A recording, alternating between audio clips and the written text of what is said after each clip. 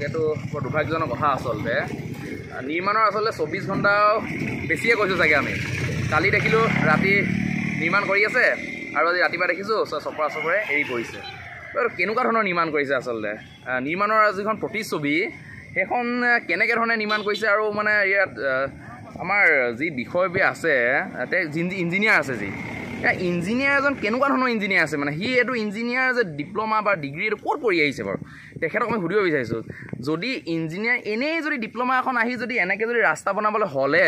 অসমখন কিন্তু ৰসাতলৈ যাব আচলতে অসমৰ বিভিন্ন ধৰণৰ ৰাস্তা পদূলি আজি যে জৰাজীৰ্ণ অৱস্থাত আছে ইয়াৰ কাৰণবোৰ ইঞ্জিনিয়াৰসমূহ আছে ইয়াৰ কাৰণবোৰ MLA মন্ত্ৰী বিধায়ক মানে আচলতে যি কমিশ্যনৰ যোনটো অংকত যদি এনেকৈ যদি আমাক যদি বিক্ৰী কৰিবলৈ হয় ৰাস্তা পদূলি চাওক আপুনি মই টেক্স দিছোঁ তাৰ বিনিময়ত ৰাস্তাটো বনিছে এই ৰাস্তাটো যদি আপোনাৰ মোৰ পইচাটো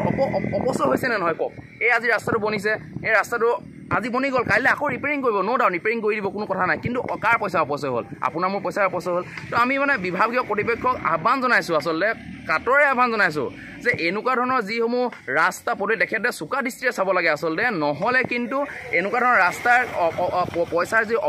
অপচয় এইটো হৈ থাকিব কিন্তু ঠিকাদাৰজনৰ নামটো কি